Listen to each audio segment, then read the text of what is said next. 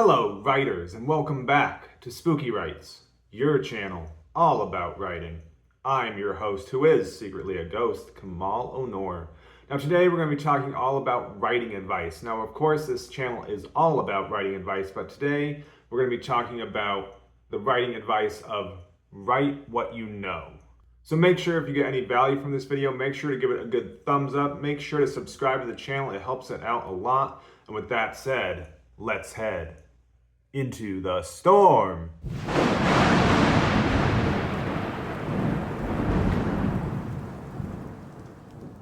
It's the raven's call, the werewolf's howl, the vampire's bite. You search through the woods for safety, but all you find is...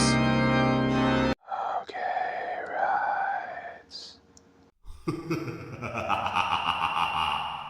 So a lot of beginning writers will get the advice of write what you know, and a lot of beginning writers will feel frustrated from this. I remember when I started writing, I would feel frustrated there would be times that I just felt I didn't know anything because I was either so young or just hadn't experienced a lot of things. And a lot of times people will give you the advice of just write what you know, and I do think this is beneficial to a certain degree. But I also believe that there are people out there, because there are the but people, and people are always going to say, but what about this? What about this example? But what about this writer? But what about this person? But. So of course, yes, there are exceptions to every rule. This is how writing works. It just kind of functions that way. But I do believe that it is beneficial to write a lot of stories that come from your knowledge, that come from things that you're not going to have to spend a lot of time researching. And this is why I do believe it's beneficial to write characters that are similar to you in nature, similar to you in age. If you're a 14-year-old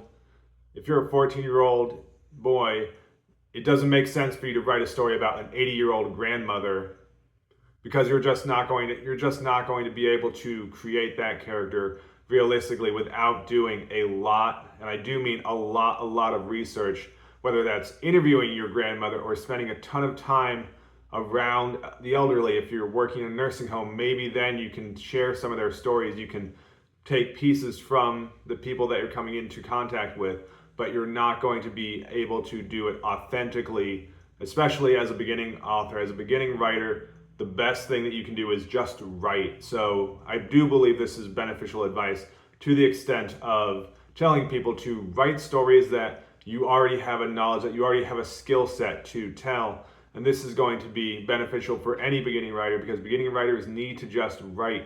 You need to write the stories that you think are amazing, and you just need to get the stories out of you. You need to tell the stories about you growing up as a young boy on a country road, or growing up in the city, or whatever your experience was as a child.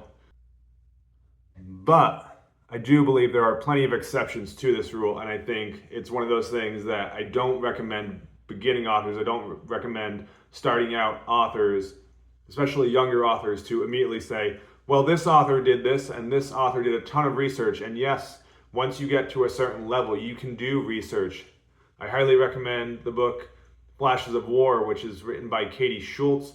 She never served in the armed forces, but she did so much research for that book. And again, if you want to be devoting so much time to research, that time is not you spent writing. And so beginning writers really have to be focused on the act of writing, as opposed to the act of researching stories and detailing every fine minute detail of their story so that it can be accurate. Now, there is no reason why you can't ask the advice of people around you. One of my personal favorite authors, David Eddings, he's a fantasy fiction author.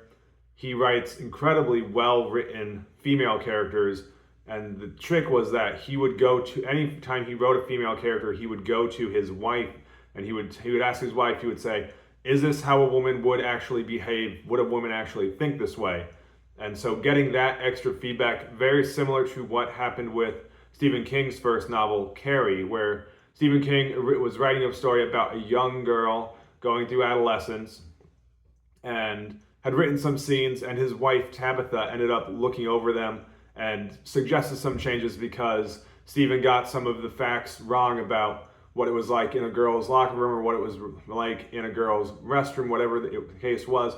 But you need to have that insight into the characters that you're writing, and so it is beneficial to a certain extent of write what you know. Now, you shouldn't feel like you're now put into a box of I have to write teenage romance stories because that's all that I know, or teenage breakup stories because my girlfriend just ripped my heart out and threw it on the ground like Sheila did to me. Sheila! But yes, I digress. I'm okay. Sheila's all right as well. So I don't believe this is poor advice per se. I think it's advice that is meant with good intention, and it is advice that should be taken to heart, especially for beginning authors, especially for people who are attempting their first story, attempting their first novel. You need to be writing stories that you have some sort of understanding of the world that you're creating. And of course, you can't experience everything. Myself as a horror author, I have no idea what it's like to spend time in jail. I have no idea what it's like to actually kill someone, right? This is an experience that I hope I never experience. I hope I never come across a dead body in my life. But that's the fun of speculative fiction.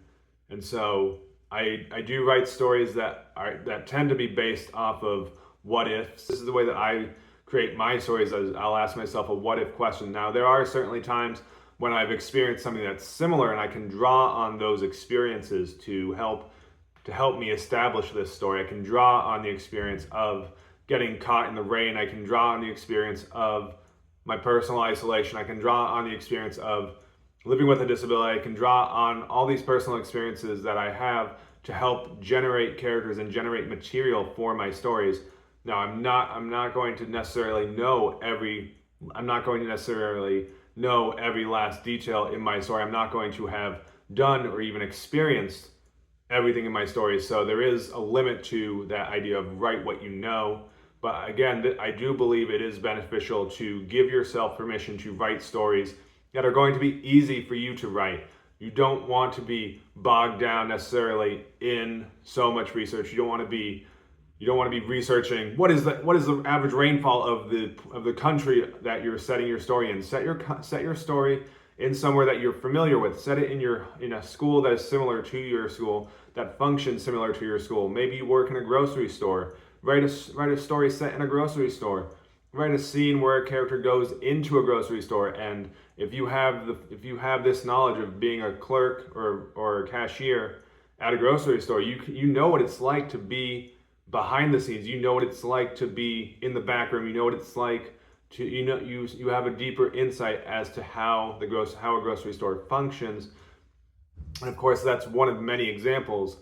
But again, you should definitely be drawing on experiences and drawing on things that you know personally, and they don't have to be verbatim. You don't have to have experienced this exact thing, this exact emotion. You don't have to have had the exact experience or the exact challenge that your character is facing.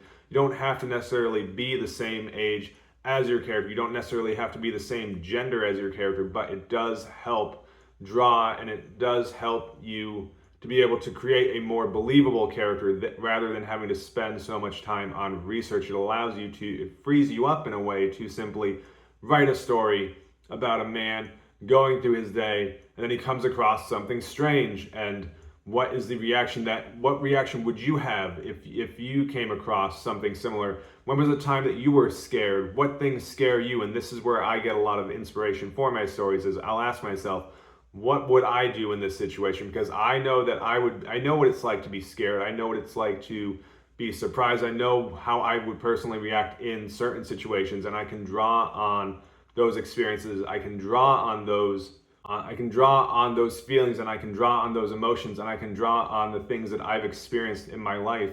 And this is where that advice of write what you know is beneficial. It's very beneficial to allow yourself, again, to write the stories that you're familiar with. Write a story about you taking a family trip across the country. Write a story about the first time you flew, and what would have happened if the plane got got diverted to a desert island or crashed somewhere, and write stories that you can draw on personal experience from. And this, I believe, is what is intended with that advice of write what you know. You don't have to, it's not that you have to have experienced this. It's not that you have to have the full 100% knowledge about what it's like to experience this exact situation that your characters are in. No one, Tolkien never actually visited Middle Earth.